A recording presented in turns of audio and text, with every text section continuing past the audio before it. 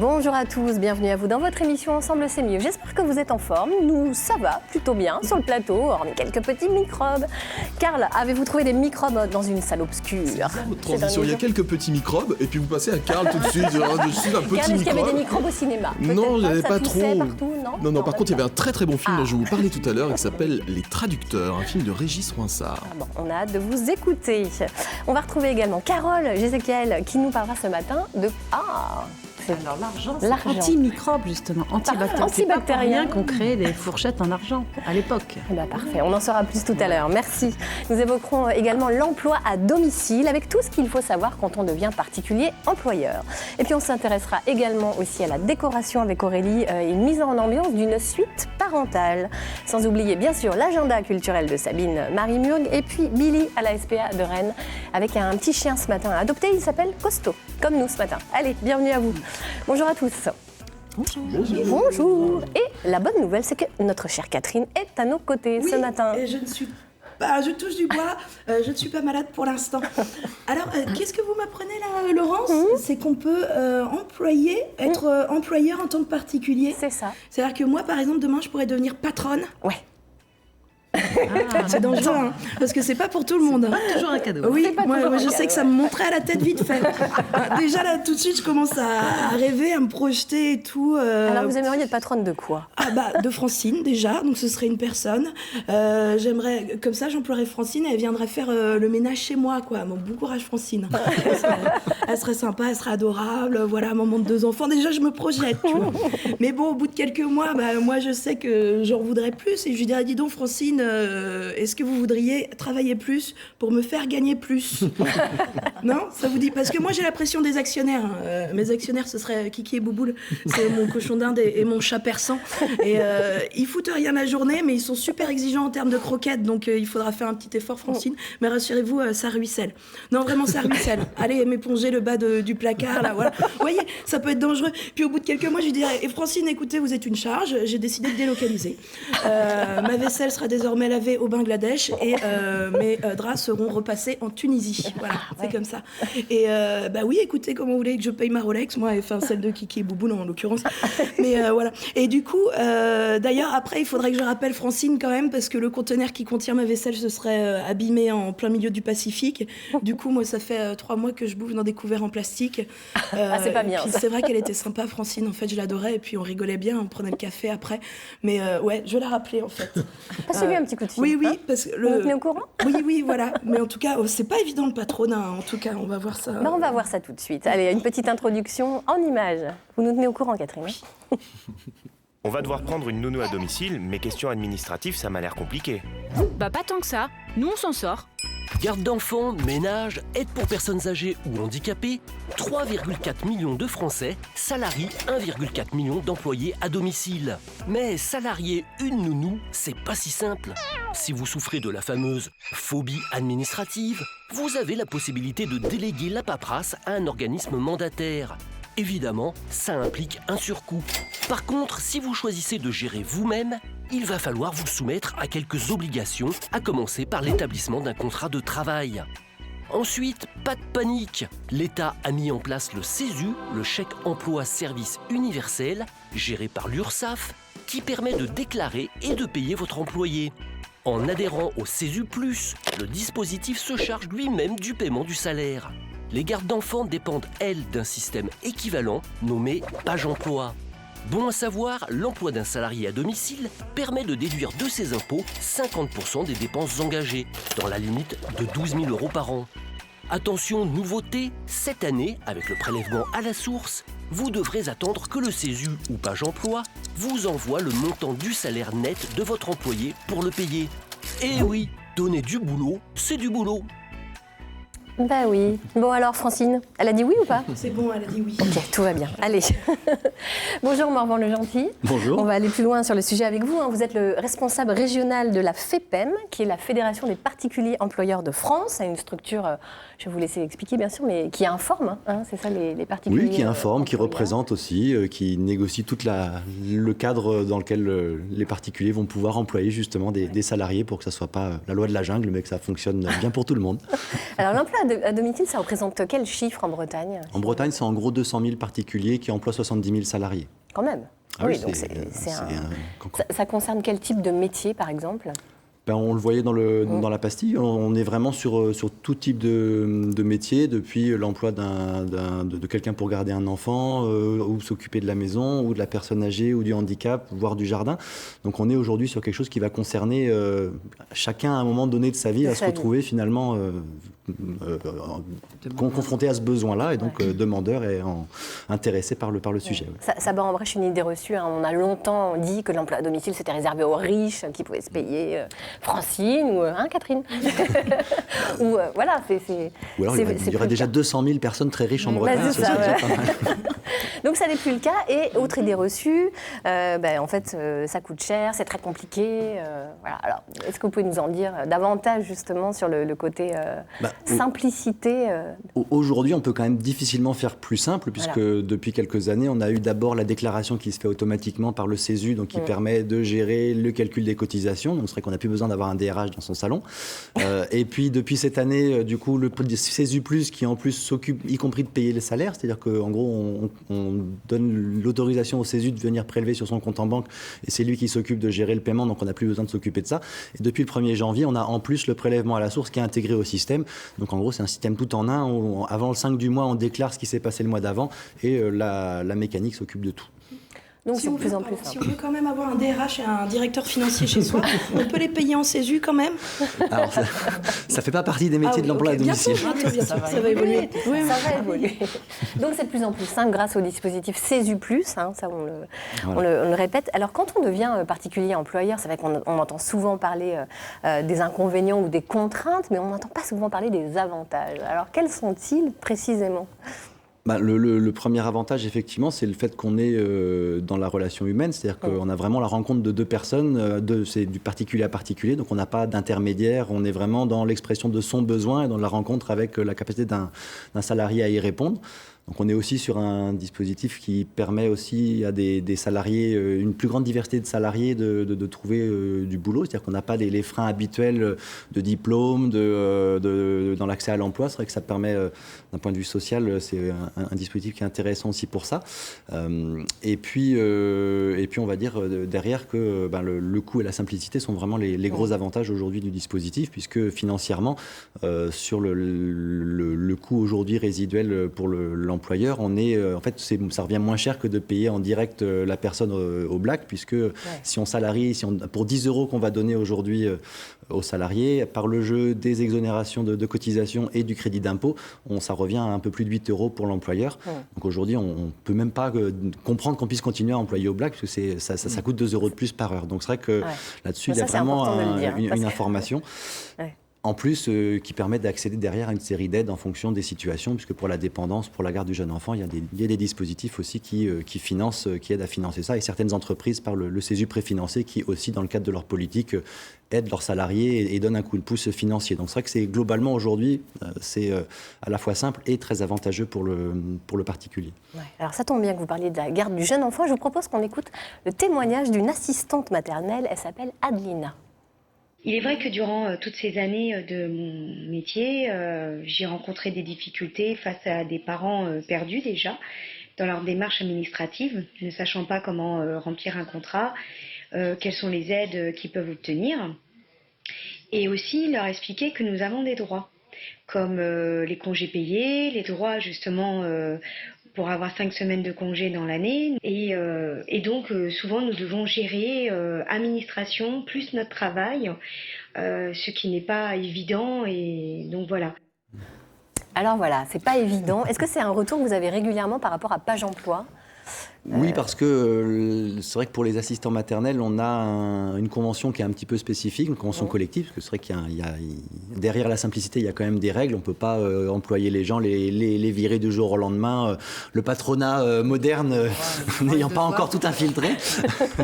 donc oui, sur la garde du jeune enfant, il y a quelque chose d'un petit peu plus compliqué, puisque on est toujours sur des contrats assez courts qui vont prendre en cours d'année, se terminer en cours d'année, qui vont des fois être sur des des temps incomplets parce que les parents vont pas avoir besoin de faire garder l'enfant tout le temps. Ça va être des fois, si en fonction de leur congé, ils vont n'y recourir que 40 semaines dans l'année. Donc comment on fait pour calculer les congés payés? Donc voilà, c'est vrai qu'il y a un minimum de complexité sur la garde du jeune enfant qui est ajouté. Après, on a aussi des assistants maternels qui maîtrisent très bien le sujet, et donc dans le dialogue, en règle générale, on arrive à trouver des leviers, des solutions assez facilement. Mais c'est vrai qu'il faut redire que derrière la simplicité, il y a quand même des règles, et que quelque part, en tant que salarié, on est très content quand on a un patron qui respecte un minimum ces règles et qui promeut, en gros, ce que vous attendez de votre patron en tant que salarié, c'est ce que vous devez exiger de vous-même quand vous vous retrouvez en tant que particulier employeur. Par rapport au congé, par rapport à un certain nombre de sujets. Le fait d'envoyer un salarié en formation, ça vous paraît évident quand vous êtes salarié. Quand vous êtes particulier employeur, discuter avec votre salarié sur ses besoins de formation, ça peut être aussi quelque chose d'intéressant pour votre enfant, pour votre parent âgé ou autre. Donc c'est vrai que il y a toute une mécanique. En fait, il faut chausser cette casquette du particulier employeur. C'est un changement à faire c'est un réflexe à prendre. Un réflexe à prendre, bien sûr. Est-ce qu'il y a des plateformes qui existent pour nous aider? Ou une plateforme, en tout cas? C'est l'autre sujet, c'est qu'il ne faut pas rester seul quand on est en difficulté par rapport à ça.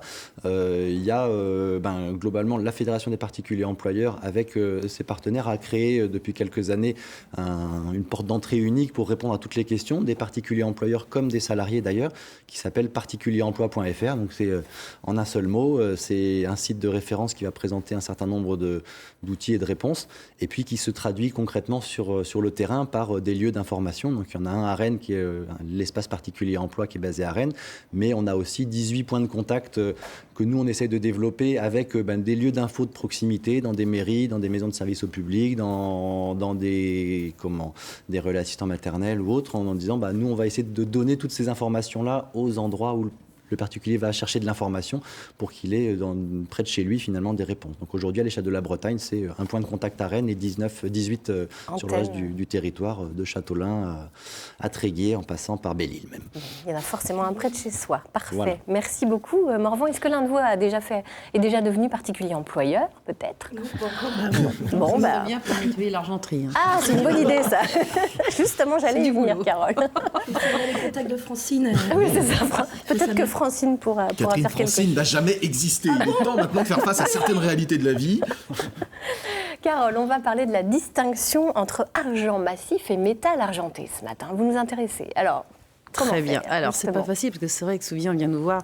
Oui, alors j'ai une ménagère en argent. Oui. La ménagère de mamie ou de papa. La ménagère en argent. C'est vrai que les deux brillent, mais elles n'ont pas la même composition et les mêmes poinçons. Donc là, par exemple, on va voir des photos tout à l'heure. On va voir différents poinçons. Avant 1789, il y avait... Voilà, là, vous avez ici un couvert avec plusieurs poinçons, 4 notamment, qui sont des couverts 18e. Il y avait toute une corporation, les orfèvres, et des taxes, des vérifications de taxes aussi. Et puis, avec ces poinçons-là, on peut déterminer la région, surtout la ville, et le maître orfèvre qui avait souvent ses initiales et autres. Donc ça, là, on voit un 9 sur le le 9, c'est notamment le poinçon de Rennes. Ah, c'est le 9, c'était le voilà. Donc chaque ville, ça changeait avec selon évidemment les orfèvres, notamment les fermiers généraux. La ferme générale poinçonnée, en fonction des fermiers généraux, ça changeait à chaque fois. Et les lettres dates aussi pour les villes pouvaient changer chaque année. Après, ça a changé ensuite. Donc on peut dater les couverts assez facilement, finalement. Ah oui, assez facilement. Ah oui. C'est étonnant, ça. Donc ça, après, c'est tout un travail. Il y a beaucoup de documentation. Donc, pourquoi on a fait beaucoup de couverts en argent? C'est aussi parce que, comme je disais, c'est un métal qui brille, donc qui est beau. Ensuite, qui est très ductile, donc c'est facile à travailler, à ciseler, à repousser. Et aussi parce qu'il est antibactérien. Donc voilà pourquoi c'était utilisé pour les timbales, notamment, que parfois on les mettait dans les gourdes pour purifier l'eau. Ah, on mettait de l'argent. l'argent. Il y a plein de propriétés intéressantes pour l'argent. Et aussi, parfois, on avait besoin pour recueillir des fonds, quand on fondait, notamment donc, au 18e, et parfois des meubles qui étaient fabriqués en argent pour récupérer des fonds pour les guerres. Et ça vient de là le mot fond, d'ailleurs, du métal qu'on fondait. Ah oui, récupérer des fonds. Récupérer des fonds, non? Ça vient peut-être. On aurait donc là, vous avez une cuillère à ragoût. Une cuillère à ragoût. Ah oui, d'accord, spécialement parce que c'est ce qu'on mangeait beaucoup à l'époque. Donc voilà, encore des poinçons. Alors, vous aviez le monogramme, on voit très très bien, vous voyez, lettre A, c'était plutôt Paris. voyez le A couronné.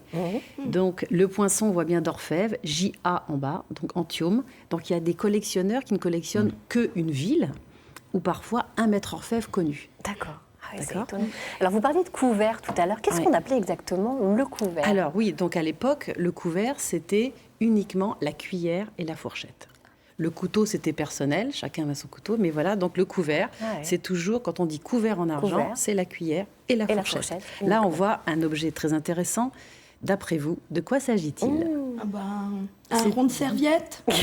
Non, alors, c'est pas rond. c'est très particulier, on ne voit pas forcément sa forme, c'est une pelle à asperges. Mais alors très très ouvragée. Regardez, donc là l'argent est travaillé. Ce qui est fou, c'est que bon, l'argent, voilà, là on voit le poinçon ici, vous voyez. Donc ça, c'est une pelle qui est donc poinçonnée mineure. Donc après l'Ancien Régime, c'est l'État qui contrôlait l'argent et plusieurs poinçons sont apparus. Donc et vous avez la minerve à partir de 1838. Et au départ, ça a été le coq. Symbole de la France, premier coq, deuxième coq, après un profil qu'on verra tout à l'heure. Là, c'est une très belle saucière, encore donc ouvragée avec... Et donc, si c'est en argent, forcément, c'est poinçonné. Ah oui. Ouais, alors, le métal argenté est aussi argenté poinçonné, mais les poinçons ne également. sont pas les mêmes. La forme n'est pas la même, ils sont carrés. Là, vous voyez, le losange, après, tous les orfèvres doivent, dans un losange, donc après 1789, mettre leurs initiales. Et vous avez ici un profil d'homme barbu qui est Michel-Ange, on appelle ça, dit le vieillard.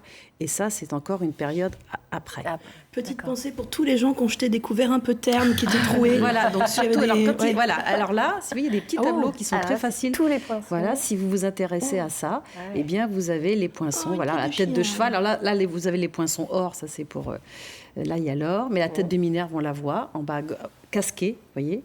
Après, pour les petits objets, c'était le sanglier ou le crabe, en département, et à Paris, c'était pas les mêmes poinçons.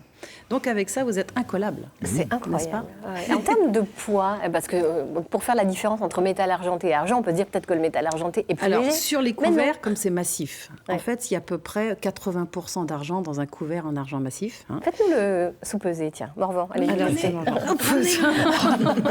C'est extrêmement Mais lourd. après, c'est plus léger sur les pièces de forme. Là, vous avez une très belle coupe aussi qui est voilà. Oh, le travail.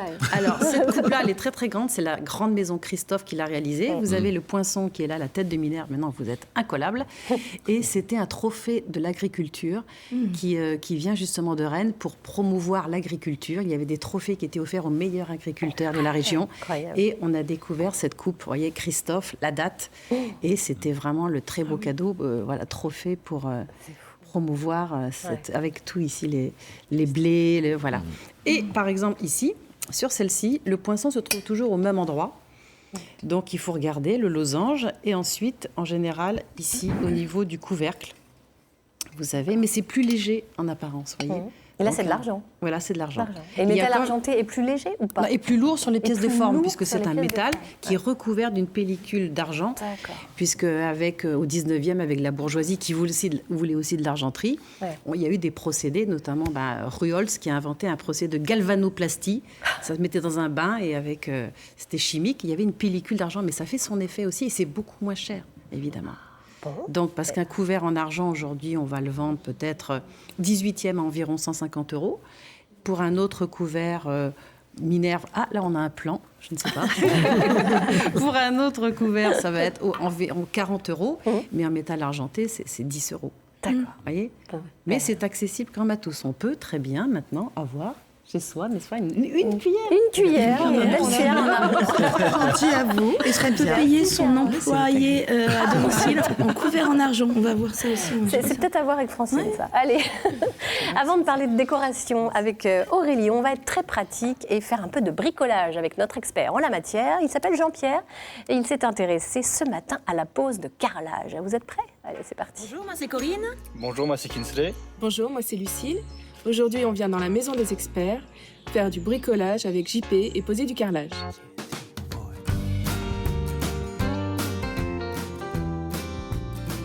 Bonjour Corinne, Lucille, Kingsley. Bonjour JP. Aujourd'hui, je vous propose d'apprendre à poser facilement du carrelage. Super. Allons-y. Oui, c'est parti.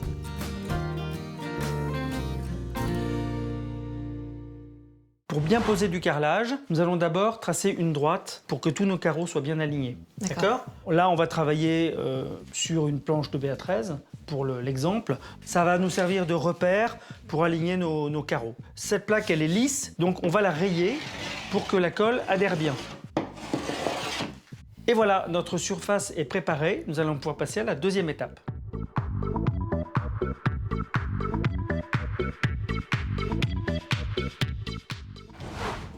Pour préparer la colle, on va d'abord verser l'eau dans le seau et ensuite on saupoudrera la poudre. Ensuite, il faut bien malaxer la colle. On va étaler la colle maintenant sur le support directement. Notre surface est prête à poser. On va prendre un premier carreau. Voilà. Après, tu le laisses tomber, tout simplement. Tu vas l'ajuster un peu comme ça avec tes doigts.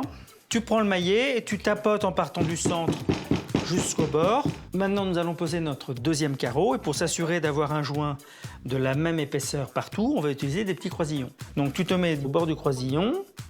Pareil de l'autre côté. Voilà. Maintenant, on va reproduire cette opération pour mettre du carrelage sur tout notre sol. Nous allons maintenant attendre 24 heures que la colle prenne bien, que les carreaux ne bougent plus.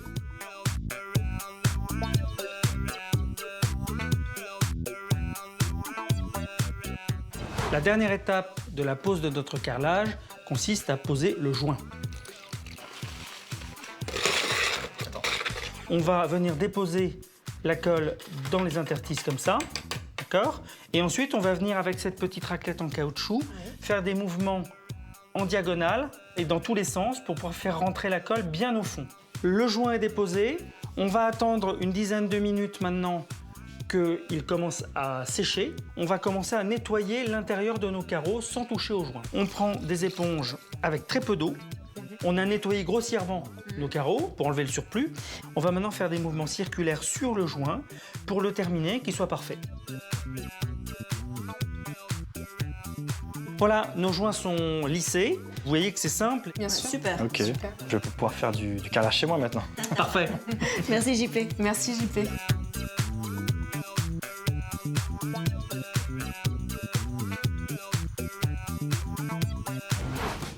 On résume. Pour poser du carrelage, tracez une droite qui servira de repère pour aligner vos carreaux, puis quadriller votre support avec un racloir. Préparez, puis étalez la colle sur le support. Posez les carreaux en les espaçant avec des croisillons. Déposez la colle à joint dans les interstices. Laissez sécher, puis enlevez le surplus. Et voilà, vous avez toutes les astuces pour poser du carrelage dans les règles de l'art. Et ben voilà. Bon, est-ce que Francine, elle pose aussi du carrelage en écoutant Daft Punk ou pas? Oui. Il y a une belle ambiance. Non, je pense qu'elle est capable de le faire. Car ça donnait envie. C'était un grand moment de rock'n'roll pour moi. Poser du carrelage, c'est un tel bonheur que souvent je prends la fuite en courant, mais c'est formidable quand même. Bon, allez, maintenant on est incollable grâce à Jean-Pierre. On va se pencher sur la décoration avec vous, Aurélie. Et ce matin, c'est un projet d'extension de maison qu'on vous a soumis, mais avec une exigence sur la chambre parentale, la suite parentale. Oui, voilà, c'est ça. En fait, la suite parentale se trouve dans l'extension. Et donc, du coup, nos clients nous ont envoyé le plan de l'extension qu'ils avaient prévu, avec déjà la disposition de où se situe la chambre, le dressing, la salle de bain. Mais ils sont un peu perdus pour aménager et pour réussir à bien se projeter. Parce que souvent, quand on est sur ces projets-là, on travaille sur des plans à plat. Et c'est un peu compliqué de voir les volumes. Donc, ils nous ont demandé conseil pour aménager cette suite parentale. Donc, les espaces sont déjà définis. Donc, on va travailler vraiment sur l'aménagement. On va essayer, là, pour ce projet, d'optimiser un petit peu le budget. On cherche quelques astuces pour aménager l'ensemble. D'accord. En termes de couleurs et de matières, est-ce qu'ils ont fait des choix ou alors est-ce que vous leur avez proposé des choses originales? Alors sur les couleurs et matières, non, il n'y avait pas de choix. Par contre, ils avaient déjà sélectionné des gros mobiliers. Par exemple, le lit, c'était un produit qu'ils avaient sélectionné. Et puis il y avait des éléments dans la salle de bain sur receveur de douche, une paroi assez moderne qu'ils avaient déjà sélectionné et donc on a intégré dans le projet. Du coup, dans les couleurs, on a vu sur la chambre, on est parti sur des couleurs assez chaudes qui vont durer dans le temps. avec du bois au sol, puisqu'on a du parquet. Et puis sur la salle de bain, on va partir sur des carreaux de ciment. Ça, c'était un de leurs souhaits. Et on va voir comment est-ce qu'on peut les intégrer avec un parti pris. Vous allez voir une déco qui marque avec des carreaux de ciment. En tout cas, maintenant, avec Karl, on peut vous installer ça sans problème. C'est ça. Tranquille. On arrive avec la fourgonnette le matin et puis... Petit joint vite fait. Et payant, c'est juste. Et puis il faut penser à la bande-son, il faut du Daft Punk obligatoirement également. C'est bon, on aura quelques albums. Bon, alors vous parliez d'astuces en termes de budget, Aurélie, tout à l'heure. Qu'est-ce que vous avez proposé pour optimiser le budget pour aménager cette suite parentale ? Eh bien, par exemple, là, on découvre la chambre qui a été aménagée. Il y a un lit, un beau mobilier, en fait, avec déjà une remontée, une assise. Et pour continuer de travailler cette tête de lit, on a mis une couleur sur le mur derrière. On aurait pu mettre un papier peint avec 2 suspensions qui redescendent. Ça, c'est simple et ça donne tout de suite du cachet pour identifier l'espace tête de lit. C'est très chouette. Faire le lit aussi. Les draps sont pas... on va faire ça. Ouais. Catherine et ses amis imaginaires. Alors pour la partie bureau, est-ce qu'il y a une autre idée ? On voit sur la photo précédente la chambre avec la partie bureau. En fait, on a travaillé avec des caissons. En fait, on est parti avec des modules qu'on retrouve en grande surface. Donc, si on veut optimiser le budget, il faut éviter de faire des éléments qui soient sur mesure. Donc là, on a utilisé des caissons pour la partie basse sous le bureau. Alors, voilà. On est venu poser un plan de travail avec une retombée aussi en plan de travail qui va être fixé au mur. Et puis en haut à droite, on a utilisé ici des modules avec une faible profondeur. Puisque là, la cliente, elle fait beaucoup de choses manuelles, je dirais, de la couture, elle brode, voilà, elle fait pas mal de choses. Donc, pour ranger ses accessoires, parfois, les rangements en faible profondeur sont suffisants, ça fait moins lourd. Et là, finalement, on a dessiné une belle ligne de bureau avec un moindre budget. C'est chouette. Alors pour le dressing, peut-être une petite astuce également ? Oui, alors là, le dressing, en fait, ils avaient déjà monté les cloisons. Si vous voulez, le dressing, c'est une pièce dédiée avec des cloisons. Et ici, on est allé chercher aussi des modules standards en grande surface, ce qui fait qu'on ne va pas avoir besoin de racheter un fond de dressing, puisque ça va être la cloison qui va faire le fond. On est sur du standard, donc on ne cherche pas à aller à aménager le dressing jusqu'au plafond. On s'arrête en fonction des mesures de standard. On n'a pas non plus de façade, de coulissant, de porte. C'est ça aussi qui coûte dans les aménagements. Et puis, vu qu'on a optimisé le budget là sur le dressing, ça permet de garder un peu de budget pour des accessoires. Ça, c'est vraiment pratique dans les dressings, de venir intégrer des lumières, des accessoires de rangement dans les tiroirs. C'est des choses qui sont très pratiques au quotidien. Le résultat est très chouette. Et pour la salle de bain ? Et alors, la salle de bain, découvrons la salle de bain. Alors là, proposition choc avec carreaux de ciment et là, sur tous les murs et dans une couleur noire assez foncée. Voilà, pour avoir quelque chose qui change, quelque chose d'original, quelque chose d'un peu marqué. Et puis, on va voir, du coup, on va partir en visite en réalité virtuelle. Et puis, vous verrez que je crois qu'il y a une deuxième proposition pour la salle de bain qui a été faite. Qu'est-ce qui veut tester, du coup, embarquer dans la... Moi, toi, tu veux Carole. Toi, tu veux voir Allez, c'est parti. Oh là là, j'adore. Hop. Voilà. Ah oui, alors d'accord. Ça donne quoi, Karl ? C'est classe, c'est super classe. Je m'installe quand ? J'achète ? Non, c'est bien. Effectivement, ce qui est bien, c'est que les espaces sont vraiment optimisés. C'est-à-dire que ça n'a pas l'air d'être immense, mais non, c'est bien. Je suis content. Là, t'es où C'est vrai que j'ai plus la dimension exacte, mais en effet, chaque espace est optimisé et finalement, c'est agréable à vivre avec cet espace un peu isolé, un peu personnel. Je pense qu'on en rêve tous, non, d'avoir une belle suite C'est très chouette en tout cas comme projet, comme proposition pour un budget raisonnable. Merci. Pardon. Vous avez fait un Pourquoi est-ce qu'on ne pourrait pas garder son intérieur tout moche et avoir ça sur la tête et puis en fait, ça coûte moins cher en fait. Ça, c'est une très bonne idée. Merci, Karl. Bon, vous étiez déjà au cinéma, alors quasiment avec votre écran là, donc on va y aller quand même pour de vrai cette fois. Vous avez vu donc le film Les Traducteurs hier au cinéma. le nouveau film de Régis Rouinsart. Oui, c'est un polar, donc. C'est un polar, et on pourrait même dire que c'est un métapolar. Pourquoi ? Parce que c'est un polar qui parle du polar, un polar ciné qui prend place dans l'édition dans le milieu des maisons d'édition, vous savez, des gros polars, genre Millennium, vous savez, ces grandes sagas avec des dizaines de millions de lecteurs à travers le monde. Et ici, c'est vraiment le monde qui est décrit, et qui est décrit très subtilement. Je dirais que le cinéma de Régis Rouinsart, pour ça, est à la fois élégant, subtil, et arrive toujours à nous cueillir au bon moment. Pour l'instant, ça ne veut pas dire grand-chose que je vous raconte, alors on va en avoir une vision un peu plus précise avec la bande-annonce qu'on regarde tout de suite. C'est parti. Allez, on regarde. Ladies and gentlemen, I'm very proud to announce the final book of the Daedalus trilogy, The Man Who Did Not Want to Die. C'est un best-seller mondial. Translation will begin in December. T'es prêt à enfermer tes traducteurs dans un bunker, à les traiter comme du bétail? Vous avez fait bon voyage? Vous ne pourrez garder aucune trace de votre passage ici. La confiance règne. Ce travail commun de traduction pour une sortie mondiale simultanée est une première. Vous pouvez vous estimer chanceux. Après vous. Nous avons pris toutes les précautions du monde. Isoler les traducteurs, confisquer les portables, couper Internet. Это не просто триллер. Это фундаментальный текст. Les 10 premières pages de Dédalus tome 3 ne t'appartiennent plus. Si tu ne verses pas la somme d'ici 24 heures, 100 pages supplémentaires apparaîtront demain sur la toile. I mean, look at us. We're in prison down here. Trovo il bastardo che ci sta fregando. Io lo ammazzo. Τουλάχιστον ο hacker μας απάλλαξε από αυτό. 下一步是什么？考到吗？ Moi, je le sais, tes histoires. Je vais le prouver.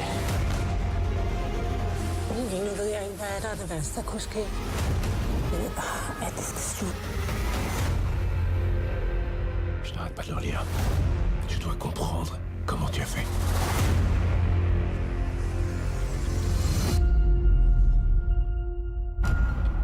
En effet, un film qui a l'air de nous tenir en haleine. Oui, ça nous tient en haleine. C'est-à-dire que Régis Rouinsart, c'est un cinéaste qui est particulièrement habile et qui arrive à installer des ambiances vraiment remarquables. Son précédent film, son tout premier film, c'était Populaire. Je ne sais pas si vous aviez vu Populaire. Oui. C'était avec Romain Duris et Déborah François. Ça se passait dans les années 50. C'était un film qui était lumineux, romantique. Léger. Et là, on est complètement dans le contraire de ça. C'est un film étouffant. Pas si étouffant que ça, parce qu'il y a quand même des scènes extérieures qui sont vraiment haletantes, remarquables à ce niveau-là. Mais en tout cas, voilà, pour les traducteurs, Régis Rouinsart a complètement changé d'ambiance et nous plonge dans cette histoire qui est totalement irracontable, puisque c'est vraiment le type de polar où on a une surprise, un rebondissement toutes les 5 minutes. Par exemple, à la moitié du film, on comprend en fait qui est le coupable et on se dit oui, mais là il nous reste à peu près 1 heure à tenir, comment ça va se passer? Sauf que le mystère cache une énigme qui elle-même cache un autre mystère et puis encore une autre énigme, et on est tenu comme ça vraiment jusqu'au bout. C'est un scénario qui est remarquablement écrit, très ouvertement inspiré d'Agatha Christie et notamment Le Crime de l'Orient Express.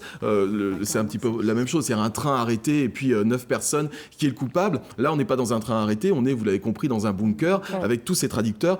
Une ambiance très sadique installée par Lambert Wilson au mieux de sa forme, qui arrive à être extrêmement ambigu. Est-ce qu'il est manipulateur? Est-ce qu'il est manipulé? On peut dire quelques mots sur les acteurs qui sont vraiment géniaux. Il y a Sarah Giraudot aussi qui est absolument géniale. Bref, vraiment, les acteurs tirent très très bien leur épingle du jeu. C'est fluide, c'est élégant, c'est remarquablement mené, tambour battant, avec un rythme qui ne se dément jamais. Bon, bah ça fait envie tout ça. On imagine que vous nous le recommandez. Bah ouais, alors c'est vrai que j'ai un peu l'air du ravi de la crèche en ce moment. Dès que je vais voir un film, c'est formidable, c'est remarquable. Mais là, bah ouais, c'est encore une très très belle surprise. Voilà, pour rien vous cacher, moi je suis pas un grand amateur de polar. En général, je suis complètement paumé. Au bout de 5 minutes, je me dis, mais c'est qui ce personnage-là? Qu'est-ce qu'il fait? Et ben là, ouais, pourtant il y a plein de personnages, il y a plein de psychologie, et j'ai réussi à m'en sortir. Et remarquablement, j'ai vraiment été emmené d'un bout à l'autre. Donc c'est un cinéma fin, élégant, extrêmement roublard aussi, c'est-à-dire qu'on est cueilli par les situations, donc c'est vraiment un film que je vous recommande à 100%, que vous aimiez ou que vous n'aimiez pas le polar. Excuse-moi, Karl, mais pendant que tu parlais, un couvert en argent a disparu. Personne ne sort du film. Personne ne sort de la pièce. Tant que la personne n'aura pas avoué. Et on garde l'antenne, vraiment. On est tous en quel but? C'était dans le studio, avec un couvert en argent. C'est terrible. Allez, on est en mode Cluedo ce matin et on va poursuivre avec l'agenda culturel de Sabine. Sabine, vous nous avez évidemment fait une petite sélection. On démarre par l'Île-et-Vilaine avec un très beau festival de marionnettes. Oui, c'est le festival Manimagine à Torigné-Fouillard. Alors du 2 au 9 février s'ouvre un joli castelet de création de spectacles, de la marionnette traditionnelle au théâtre d'objets, à la fois pour tout petits et pour les grands. Alors vous pourrez découvrir la dernière création de la Malle Théâtre qui s'appelle Animalium, une version très originale en fait du célèbre Carnaval des animaux de Camille Saint-Saëns.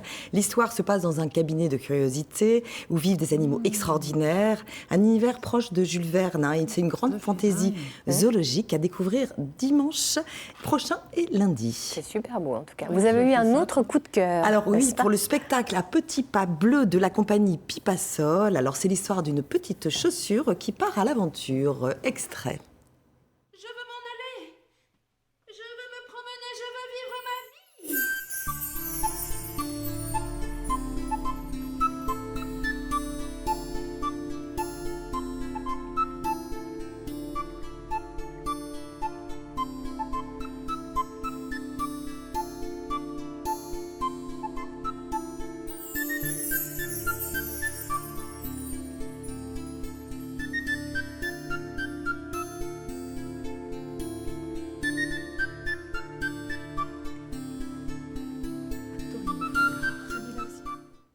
C'est joli, c'est poétique. Beaucoup de poésie, alors avec des petits riens, et c'est l'une des pépites donc à ne pas manquer à Torigné-Fouillard.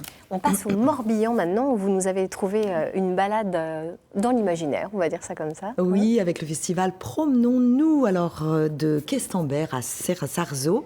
Cette 13e édition, donc univers, est consacrée au jeune public. Elle présente de nombreux univers, comme celui de la compagnie Dérivation, qui revisite aussi le conte d'Andersen, La princesse au petit pois, version décalée tout de suite. Allez, on regarde.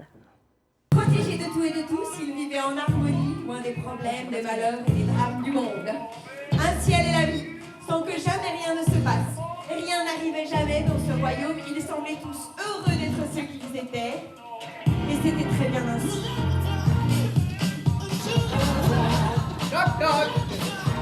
Je suis un prince et je suis à la recherche d'une vraie princesse.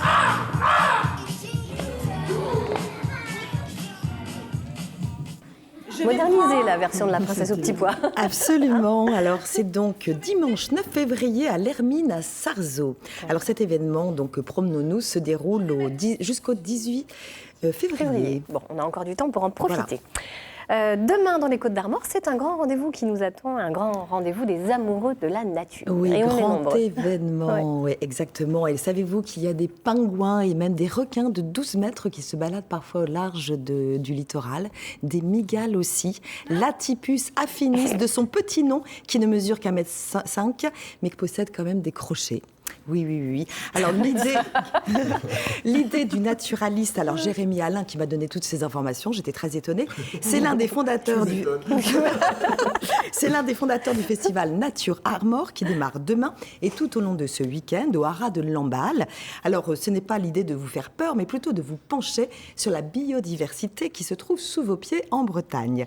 Alors au programme, donc 3 jours de rencontres avec les acteurs de la protection de la nature à travers des stands, des expositions, des ateliers, des salons d'art animalier, des sorties nature aussi et des projections de films, notamment, alors l'escargot, c'est un petit bijou, l'escargot dans la spirale du temps de Daniel Auclair. Le voici.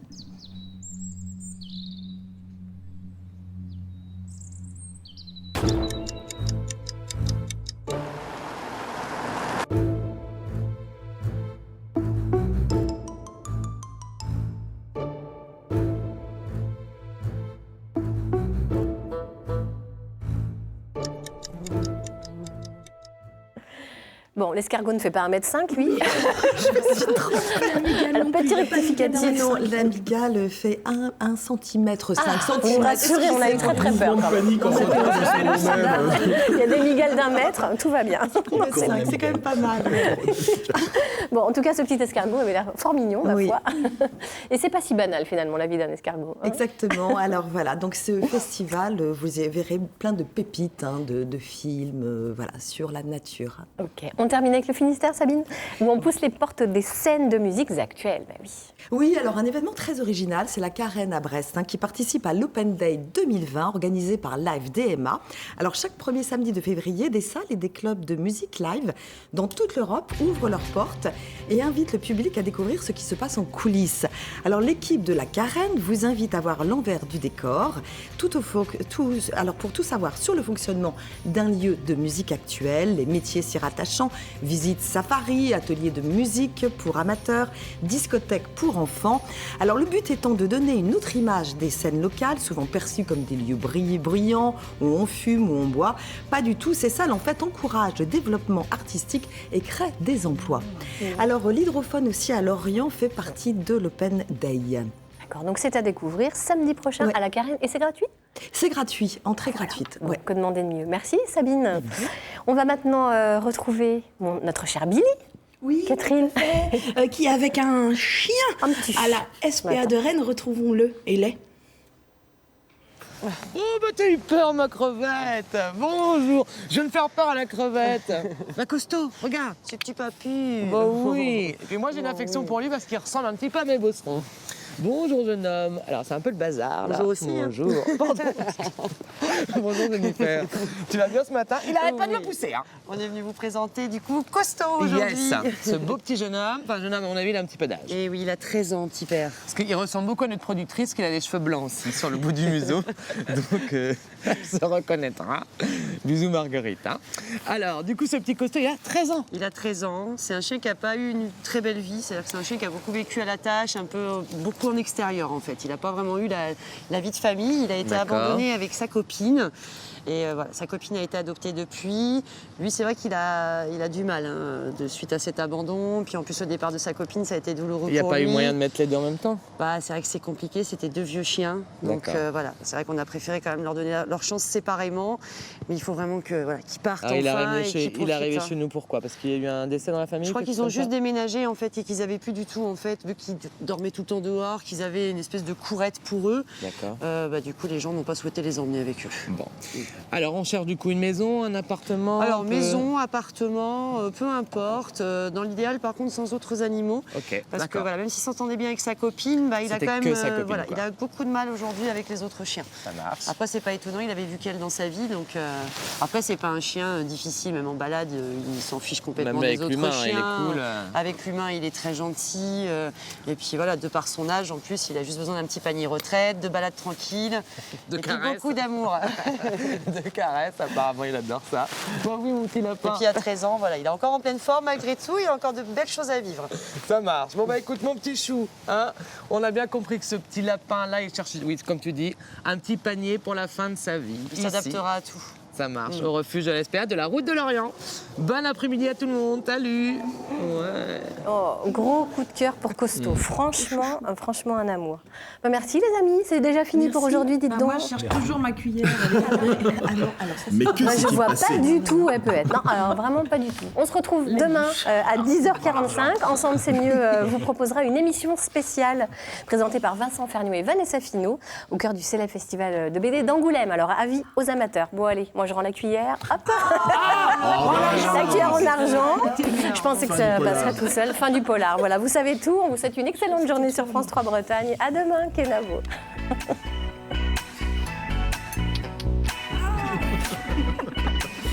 Le suspense était assez